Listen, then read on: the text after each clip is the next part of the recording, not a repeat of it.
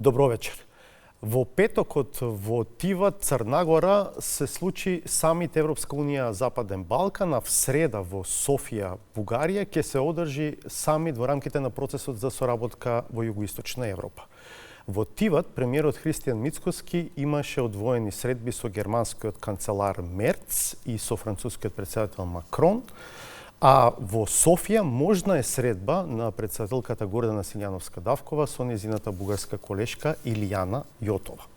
Во овој меѓупериод, меѓу овие два настани, во 360 степени на МРТ1 гостува шефицата на државата. Председателке, добре дојдовте. Добре ве најдов.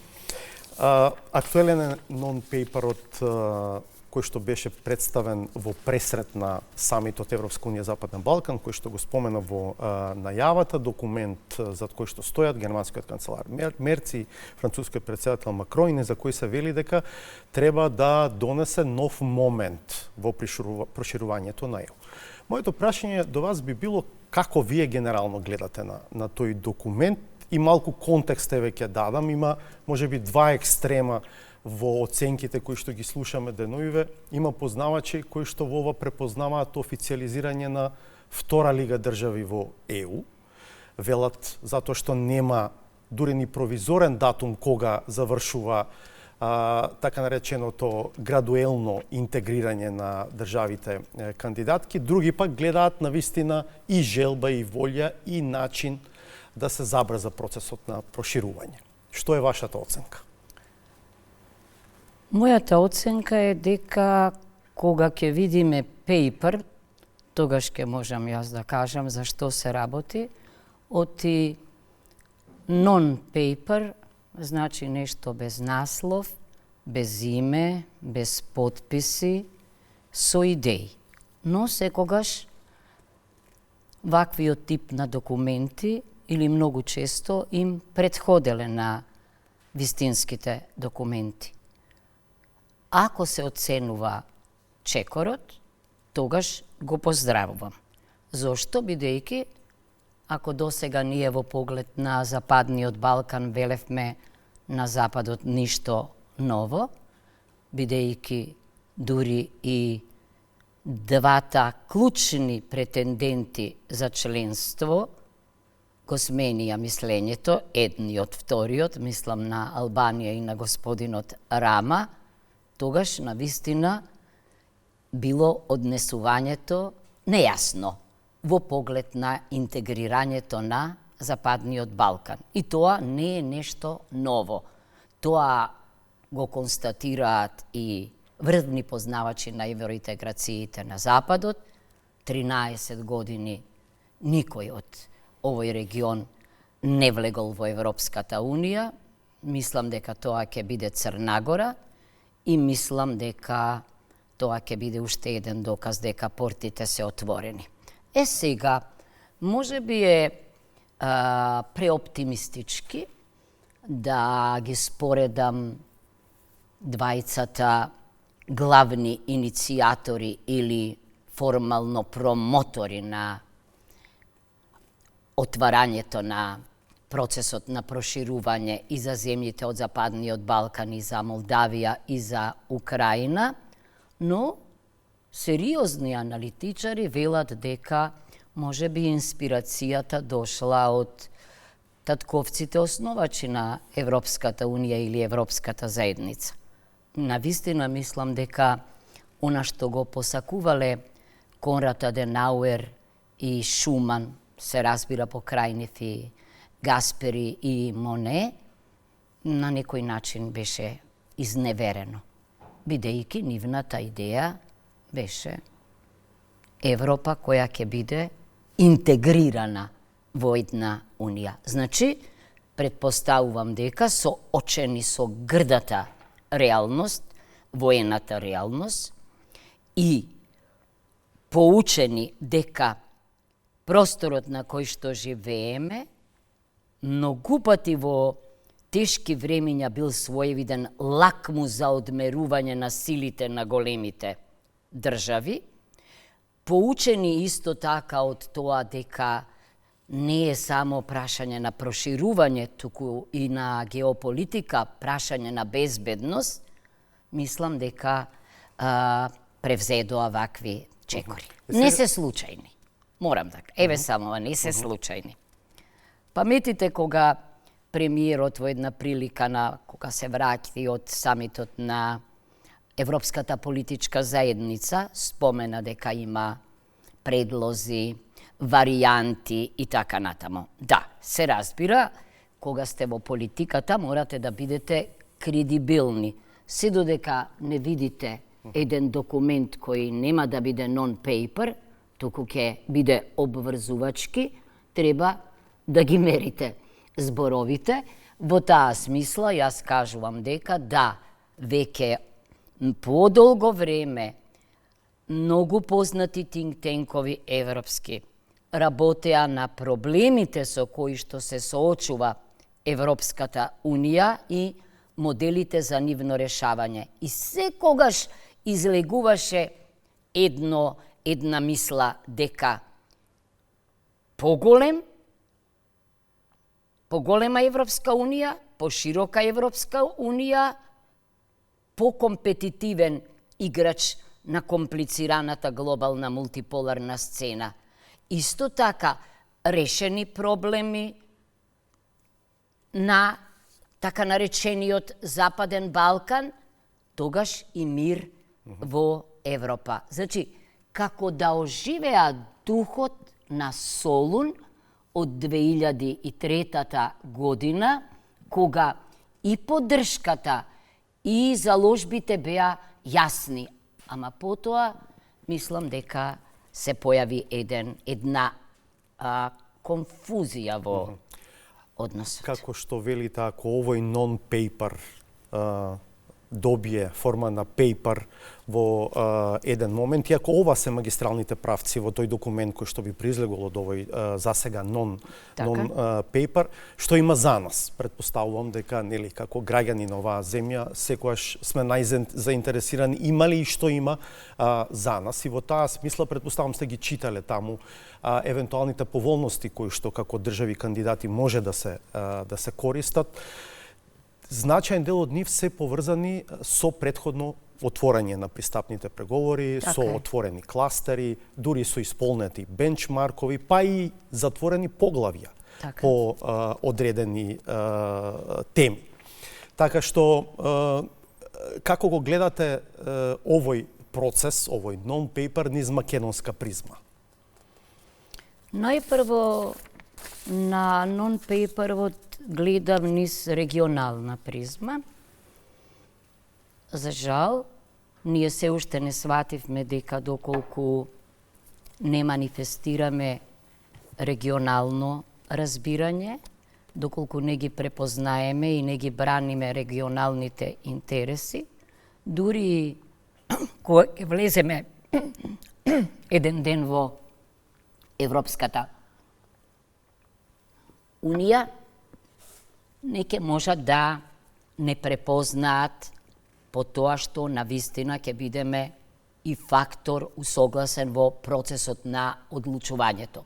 Значи, регионално во овие услови, мислам дека е тоа добар чекор.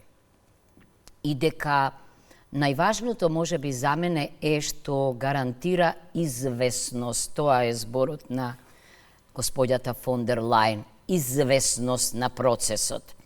Инаку ние и сега имаме некои од можностите што овде сега се детализирани и специфицирани. Сме учествувале во работата на некои тела, например тука кога гледаме TAIEX или Frontex и така натаму, ние сме учествувале во таа работа. Но мислам дека овде сега, штом лидерите на основачите на Европската Унија застанаа за овој проект, особено ова го мислам за господинот Макрон, бидејќи познати ми се неговите ставови, авторот или креаторот, предлагачот на новата методологија, да подсетам во текот на преговорите, а тешко се менуваат правила, е тој. Кога сега тој излегува со нова методологија, бидејќи за господинот Мерц и за Германија тоа беше познато, Признава дека Тоа, така не е. било добра. дека ништо на Запад не било добро и дека односот кон така наречениот Западен Балкан мора да се ревидира. Кога реков не е случајно, ги паметам неговите зборови во Хак, во Холандија, во панелот со кој што тој раководеше, токму за прашањето на проширувањето на заканите по Западниот Балкан, кога самиот рече дека доста беа зборови, мораме да превземеме активности. Тие активности ги гледам овде. Нашиот пример. Се разбира дека, сиве овие мерки, доколку во тој главниот пейпер, а се надевам дека ќе биде така, не препознаеме замена или субститут за членство, што мислам дека не само Украина, туку и другите држави, Словачка веднаш се спротивстави, не би го прифатиле, мислам дека ќе не држи во кондиција и ќе ни го овозможува она што ќе не прави послични на европските членки, значи на некој начин ќе биде европеизација во чекорење и заедно. Првиот чекор на оваа филозофија всушност беше планот за раст и тоа не е случајно.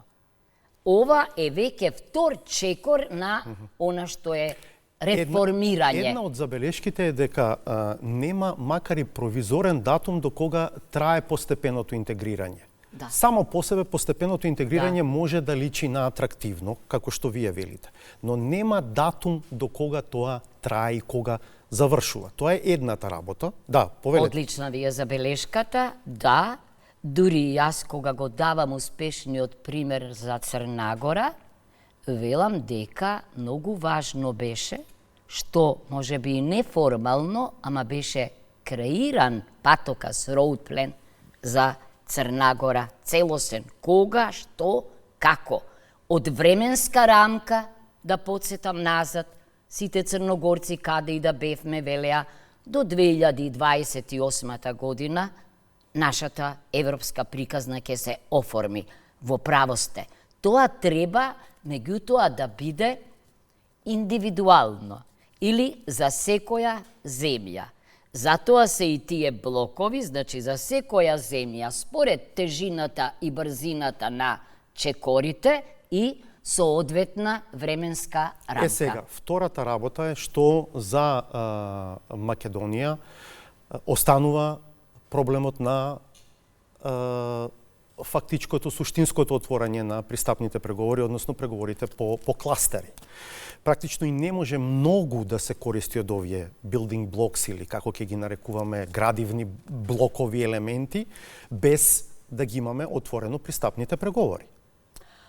Точно е тоа е точно, но и во нашиот случај јас препознавам веќе некои специфични чекори.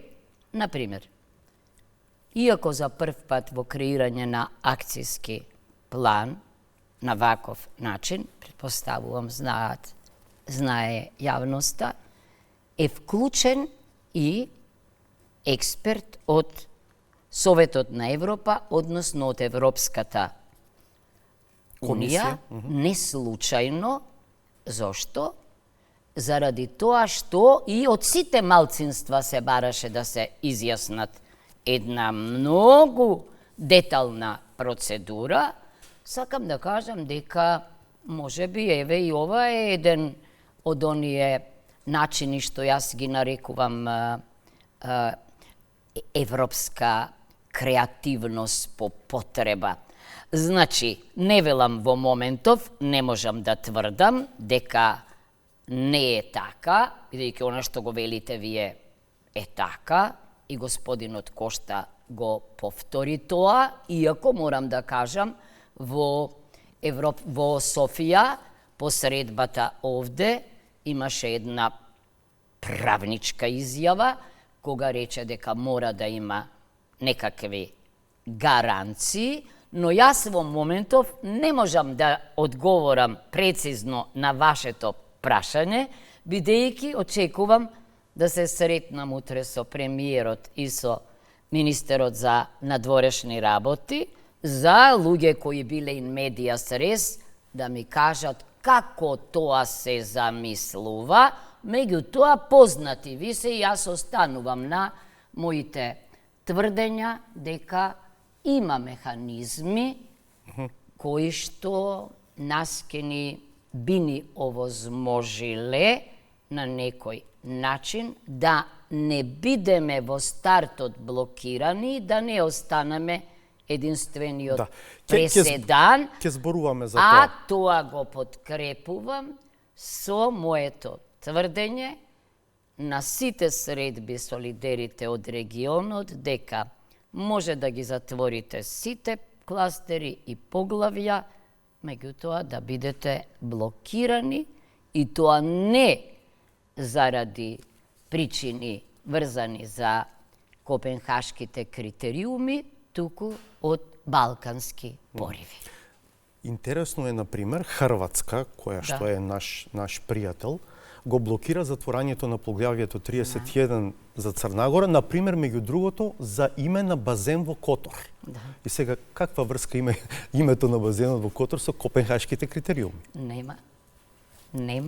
Значи, очекувам некои предлози кои ќе бидат механизми за дебалканизација во одлучувањето, оти иначе преседанот, бидете сигурни, ќе се мултиплицира. Премиерот Мицкоски, спомнавме, во Тиват имаше одвоени средби со германскиот канцелар Мерц и со францускиот претседател Макрон, изрази задоволство од содржината на тие разговори. Дали сте брифирана начално, најавивте средба утре? Се чувме, утре ќе се сретнеме, темелно да видиме за што се работи, иако ви кажувам дека кредибилноста беше причина, што понекогаш ние пред јавноста не можеме да зборуваме за многу работи, особено не председатели и премиери, но чекори, варијанти,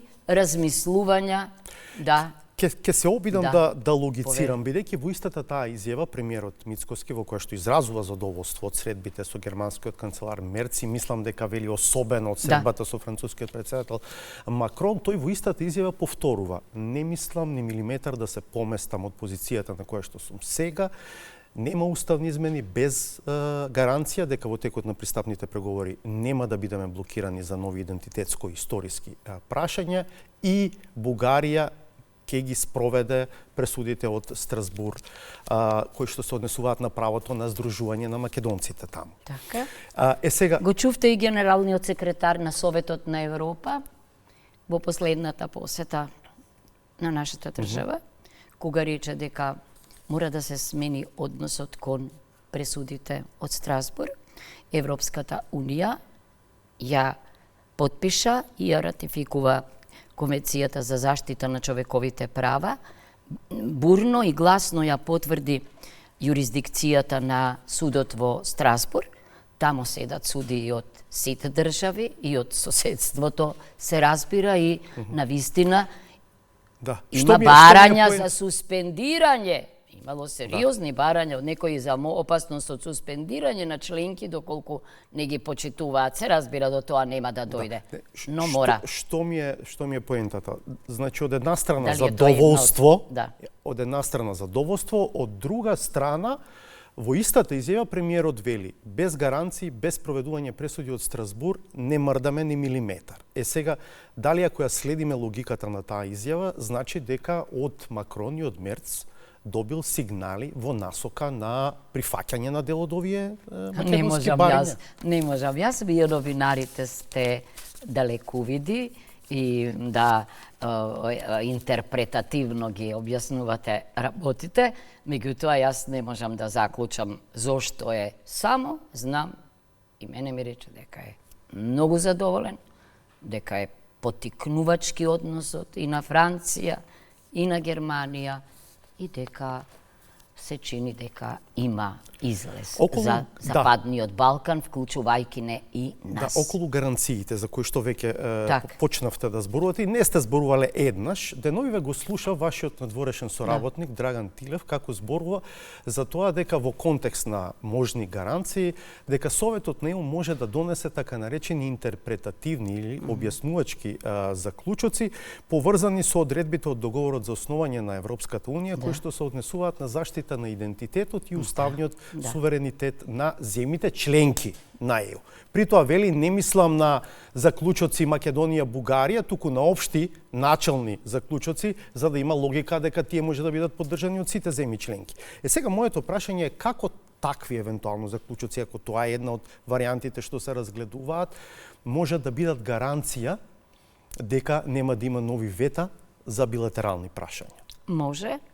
Може. Тие нема да се однесуваат само на, нема да бидат врзани за една студија на случај, на македонскиот случај, туку ќе имаат општ карактер. Вие запознати сте со Се таа варијанта? Па и самата сум упатувала на Така е. такви можни решенија. Зошто? Особено инспирирана од многу пати повторениот став на председателот на Франција дека ЕУ не е машинерија политичка или бирократска, туку е филозофија.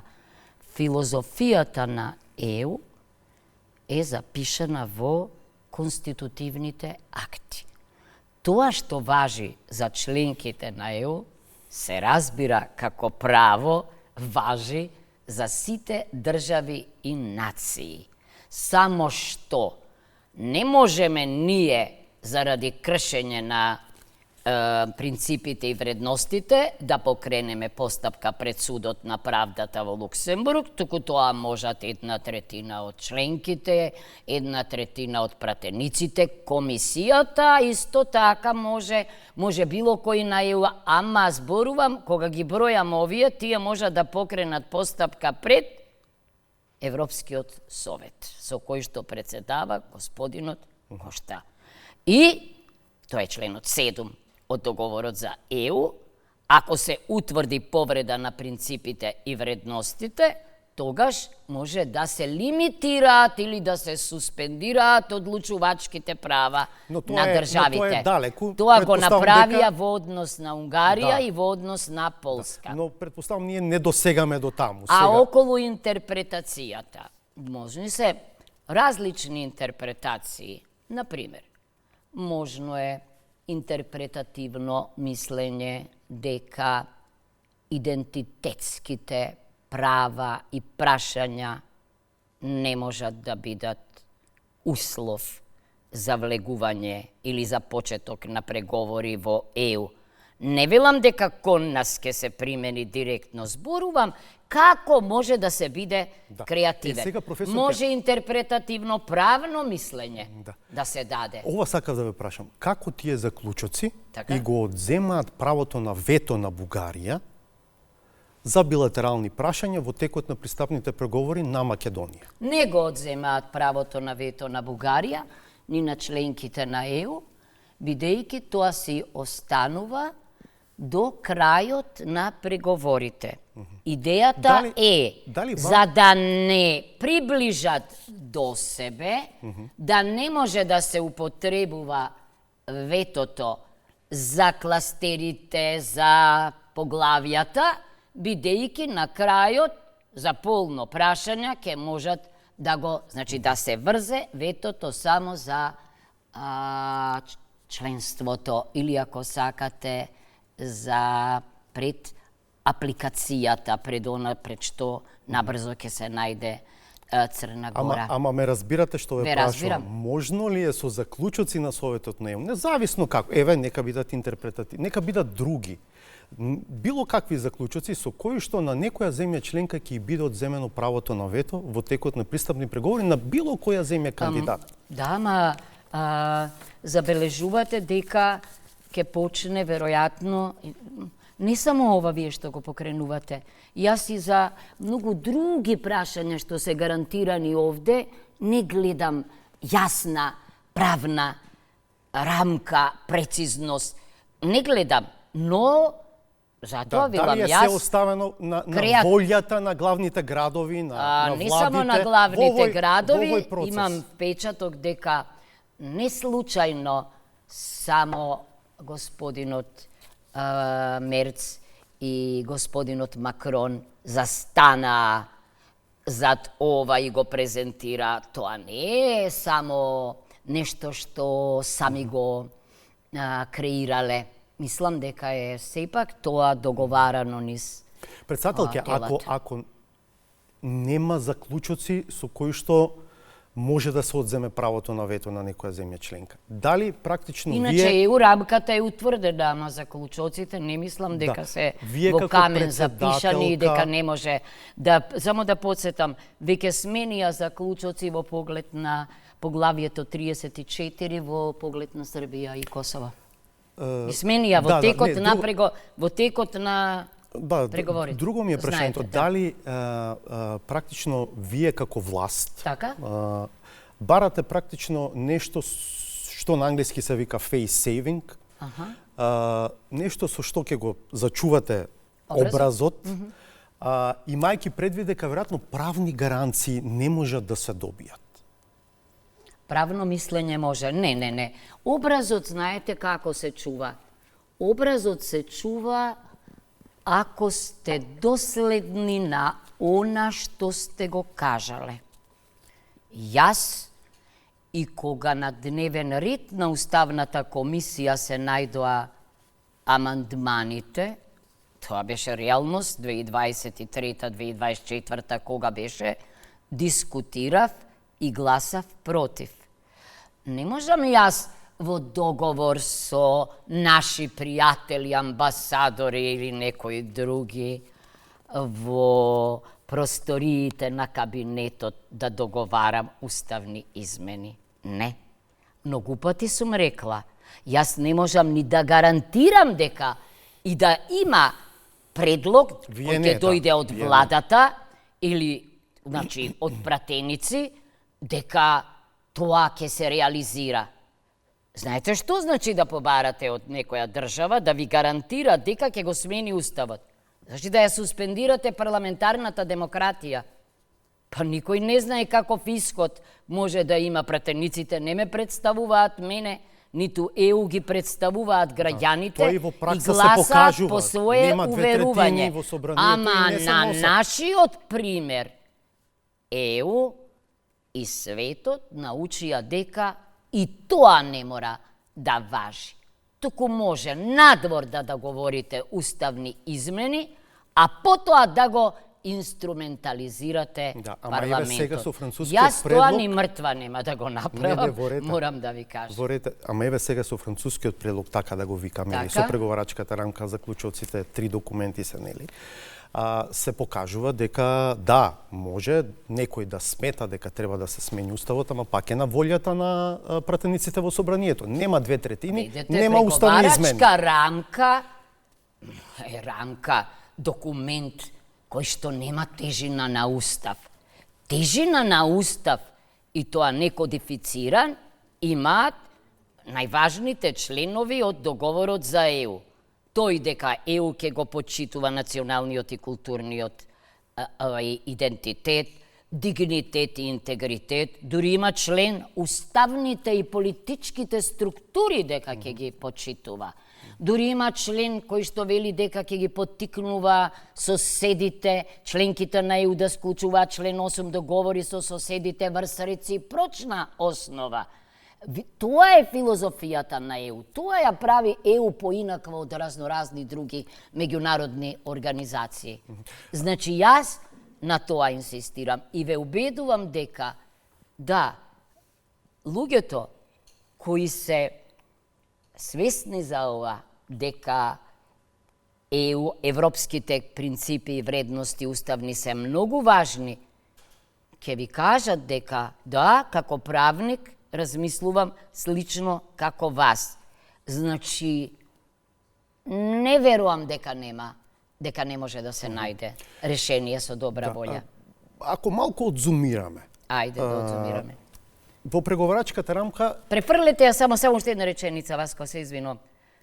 Префрлете ја ситуацијата утре на Молдавија и на Украина, особено на Молдавија, која е мозаик од малцинства. па еве Украина видовме дека не можеше да почне преговори затоа што Унгарија не даваше согласност поради унгарското малцинство, така? Тоа е. Да. Да се обидеме да одзумираме малку. Значи, има и други интерпретативни, ама сега не. Не само ова. Не само во поглед на, туку и во поглед на спроведувањето на договорите, bona fide, а не mala fide, во поглед на вклучувањето од Европската Унија, представници или од Советот на Европа, кога ќе се усогласуваат некои работи, има многу можности ако се има добра волја. Добро.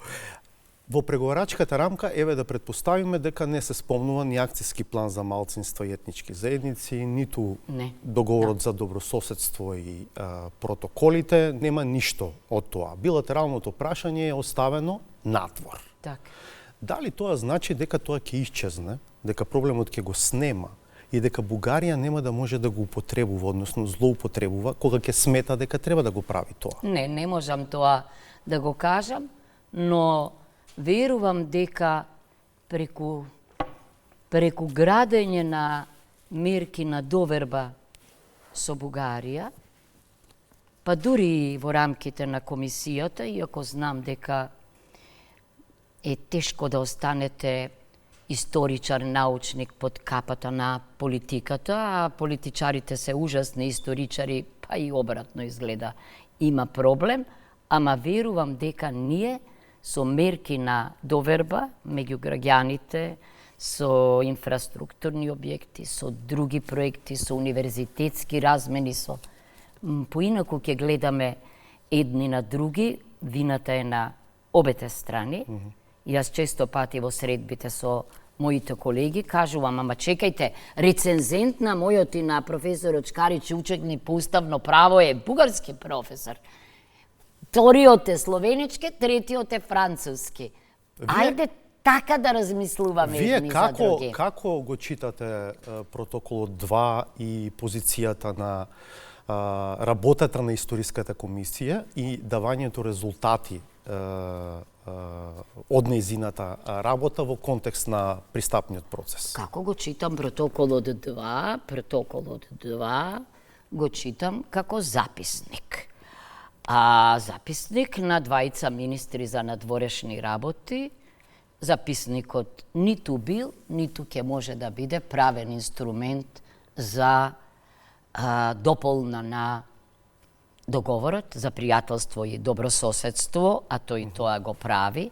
Бидејќи во членот 12 не пишува дека треба ние да го менуваме Уставот, ниту ги пишува оние други барања во точката 2 и 3 во поглед на говорот на омраза, во поглед на отварањето на архивите. А зошто тогаш не тргнете во уставни измени ако тој нема? Па не може, еве нека може и една од варијантите и може и договор, може и записник 3 или протокол Ти, па тамо да се каже дека идентитетските прашања нема да бидат. А зошто рековте, се извинувам, ве прекинав, што се уставните измени? Не, зошто не тргнавте во уставни измени ако статусот на протоколот е таков за каков што вие велите? Ако тој не произведува според вас ама сега сами си противречивте. За мене не може да произведе, но јас не сум уставен суд. Само Уставен суд може да каже дека нешто не е уставно. Иначе, не треба да сте правник дури, за да знаете дека не може меѓународен договор да се смени со записник од двајца луѓе. Ама некој тоа го прифатил.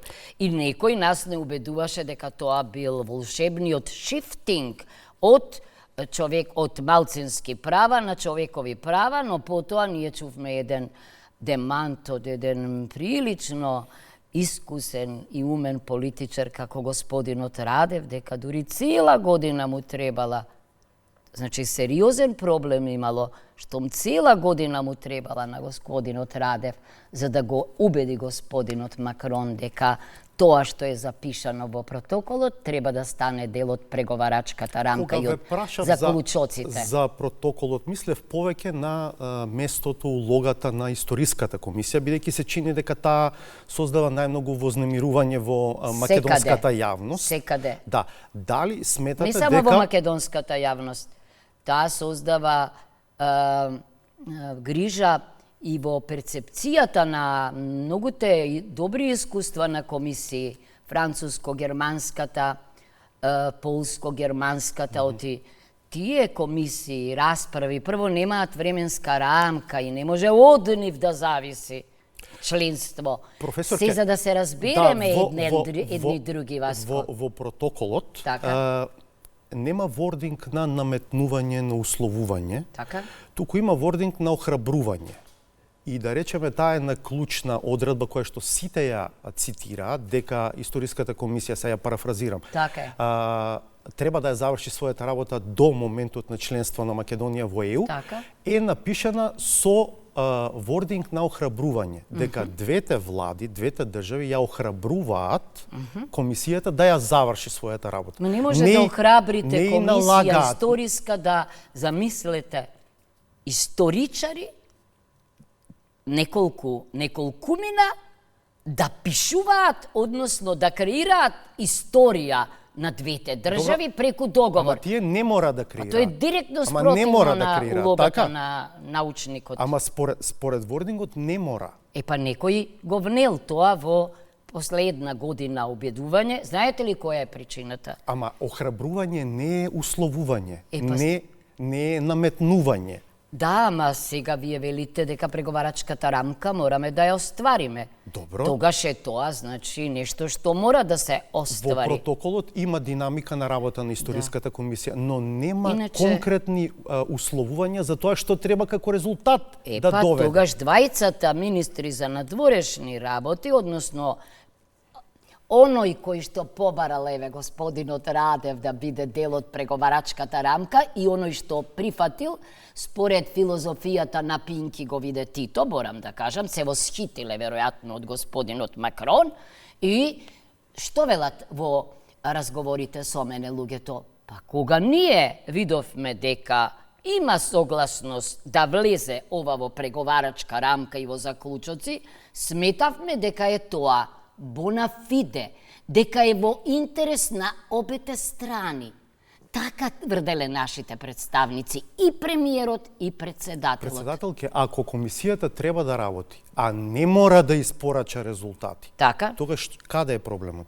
Па затоа јас велам, нека биде како другите комисии. Ама така пишува во протоколот. Ама ставено е сега. Не ставено, ама ставено е со охрабрување, не со условување. Па некој, не знам, некој многу се охрабрил, а некој целосно се обесхрабрил.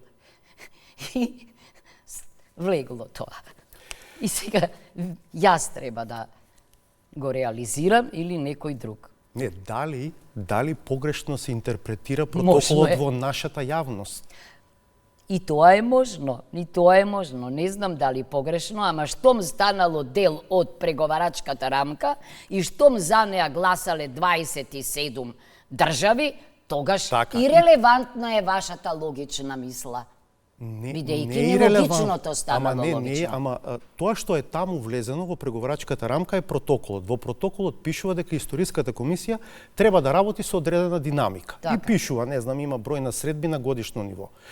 Се охрабрува да ја заврши својата работа до влезот на Македонија. Да, ама пишува и дека треба да направиме уставни измени за да ги почнеме, за да ја одржиме втората. Ама тоа нели не е најтешкото прашање? Па видете. Најтешкото прашање е тоа што следува по уставните измени. Така зборуваше власта цело време. Ама чекајте, така зборуваше власта, меѓутоа некој го внел ова внатре, а не можело да и не требало да го внесе, туку требало да остави да си разговараат комисиите.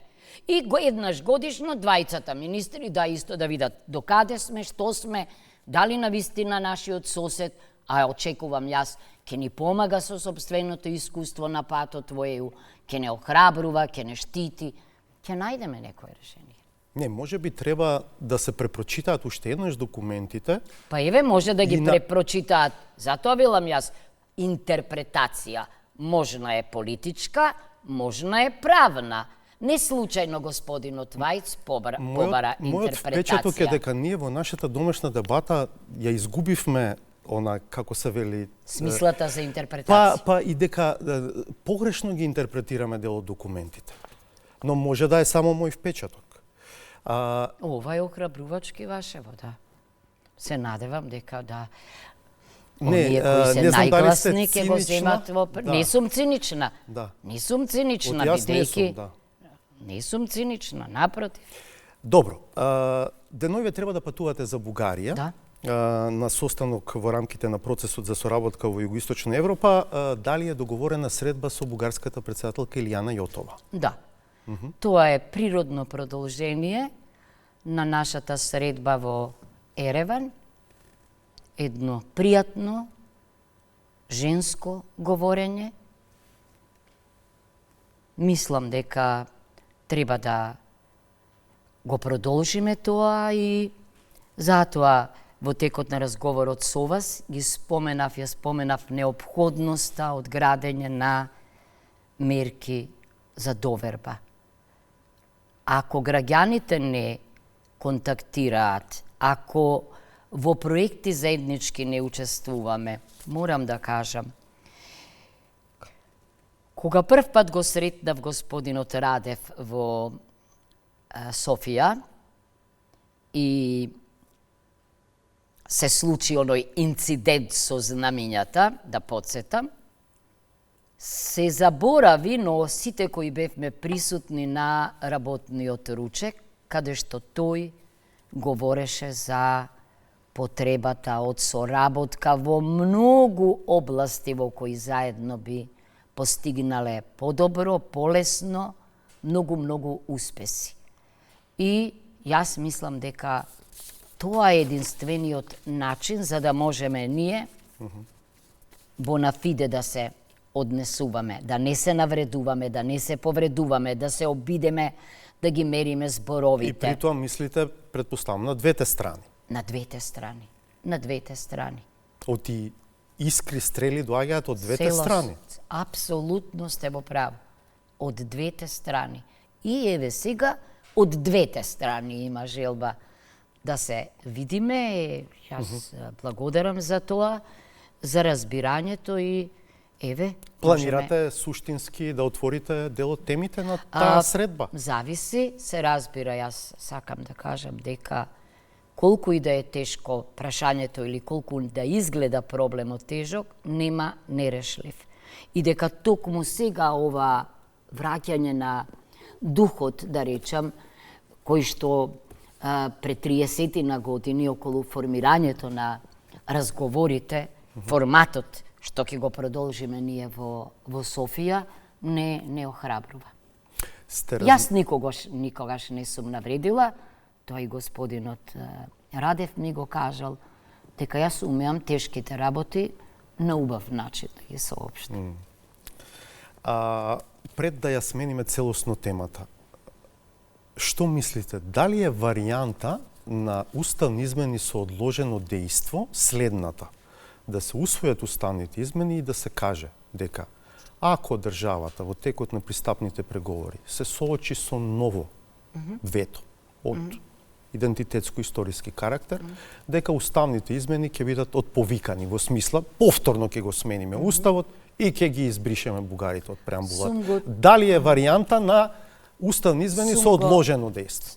Ако веќе не поминува Повторно, тоа. заради кредибилноста, јас сум имала средби со многу експерти од оваа област, и правници, и политиколози, и експерти за евроинтеграција, и сум го добила предлогот што го кажувате написмено, сум разговарала за него. Проблемот е во која постапка и кој ќе го направи тоа. Оти зборуваме за уставни измени. Иначе тоа е во духот на она што во англосаксонското право се нарекува sunset law, не важи, значи нема неограничено правно дејство или додека не биде укинат или законот, туку за определено време. Значи, има и тука дилеми. Времето сами ќе го определиме. Времето проактивно, како? Не, времето од повикување сами ќе го определиме како држава. Ја- Вие, еве, председателот е можен иницијатор на уставни измени, така? Може председателот да ги предложи и да каже, јас ќе предложам од повикување, Но кога тоа ќе не биде блокира. нашето видување. А сега другата страна поинаку гледа на тоа и многу лесно може да го облече во рувото на копенхашките критериуми. Значи, за Не мене, велам дека не е за комплицирано мене, политички. ние не е точно дека не сме биле проактивни. Напротив, после долги дискусии, експертски, и тоа од врвни познавачи го предложивме она решение за одложно дејство, кое што постои во многу држави на Европската Унија, во самата Европска Унија постои за некои акти. Тоа беше многу проактивно и вин-вин.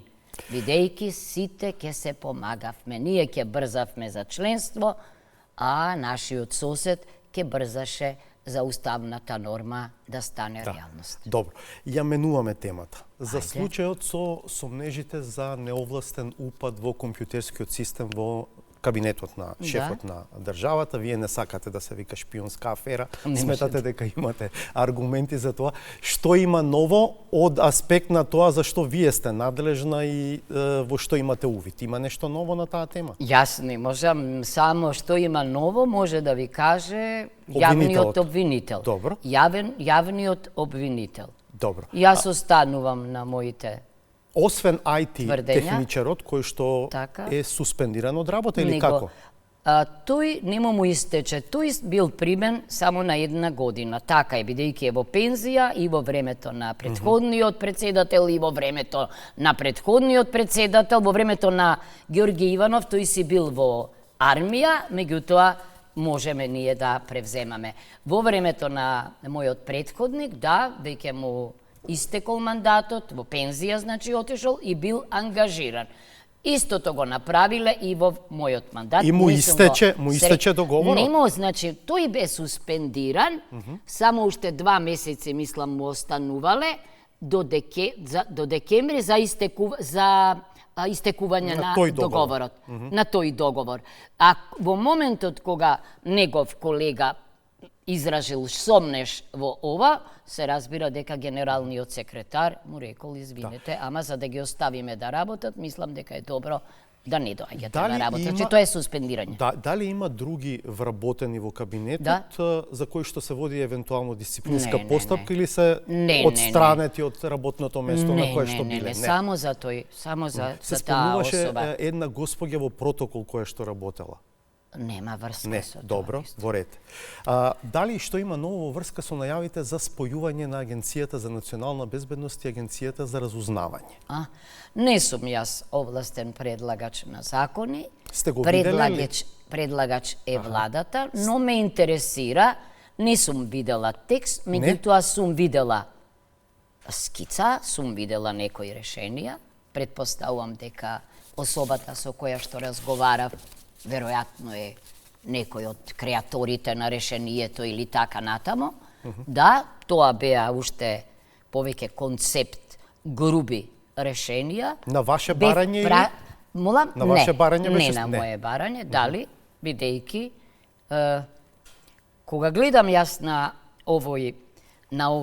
ова прашање, иако не сум експертка за казнено право, се водам од следново. Контролата, собраниска, второ, да се размисли околу МОКТа.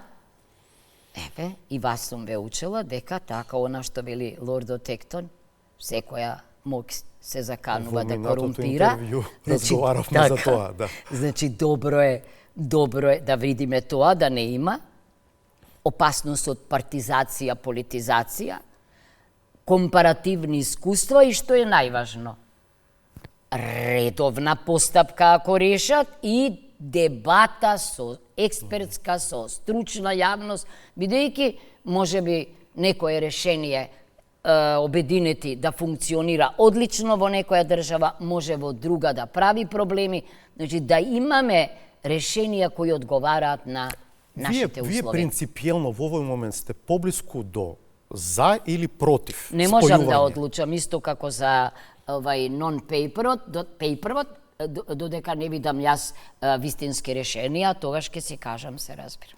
Мислите дека ќе биде одземање на делот моќта на шефот на државата, ако се случи ова? Бидејќи да подсетиме председателот на Зависи како во Републиката некои го држави назначува директорот. доаѓа предлогот од еден, потоа треба согласност од другиот. Има и такви решенија. Има решенија како во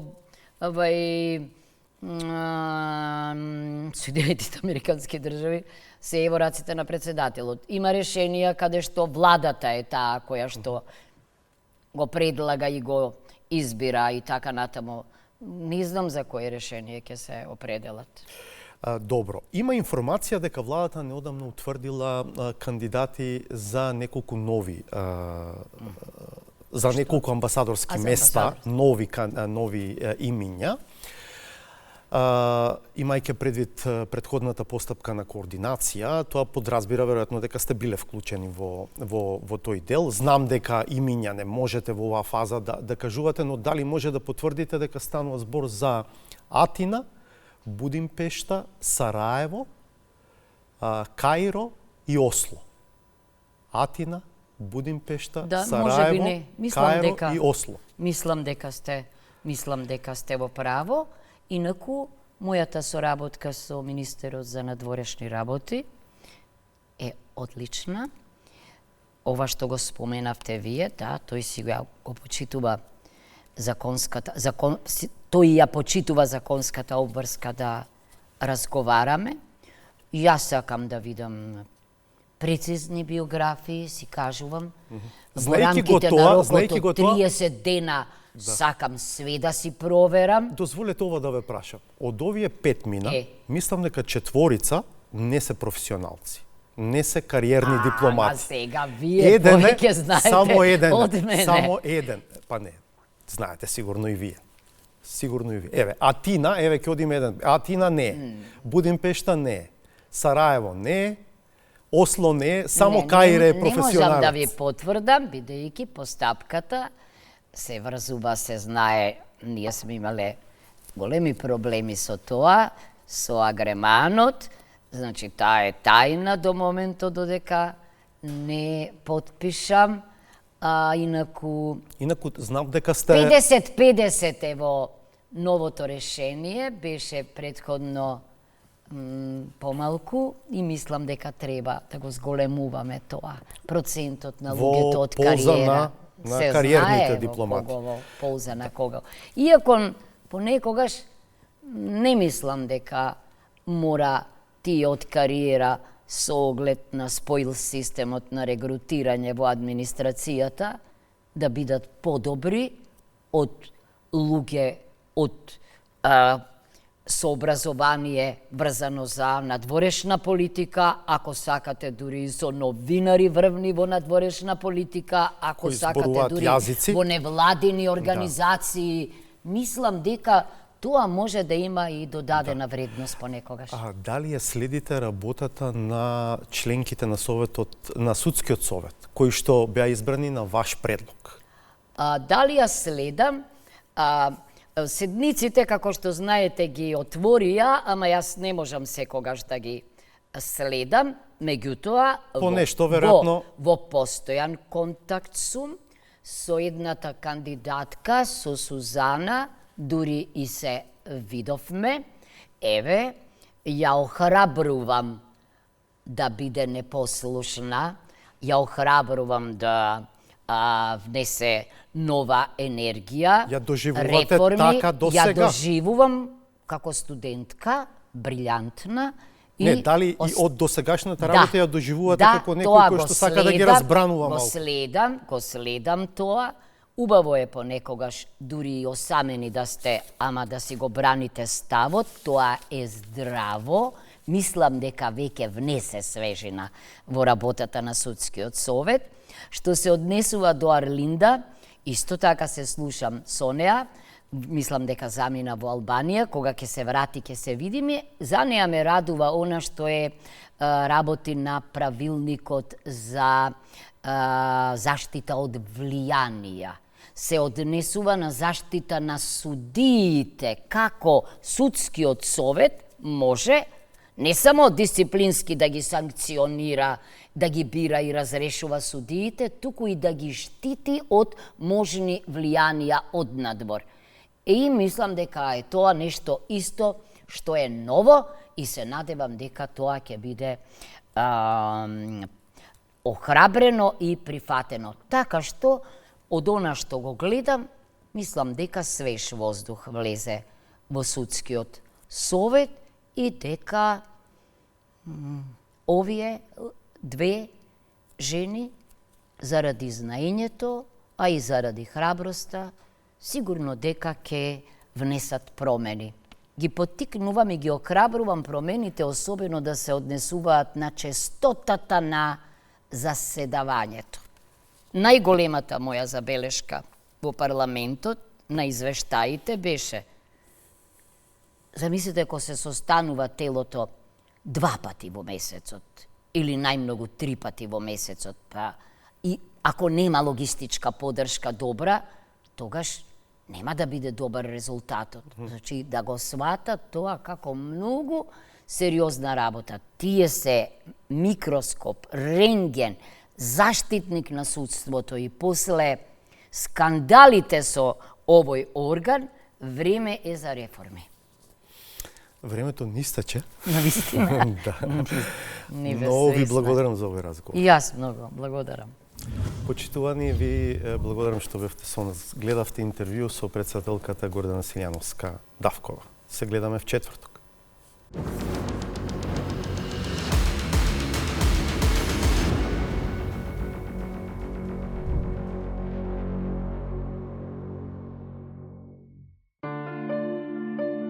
Љубовта на пратениците кон премиерот е огромна, ама невозвратена.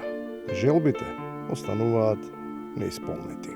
Ја би бил пресреќен доколку мене премиерот ми одговори на овие прашања што сакам да ги поставам. Согласно првото поставено прашање на пратеникот, одговор ќе даде заменик министерот за финансии. Се разбира, не може секому да му се исполнат желбите. Политиката не е бајка, уште помалку лото.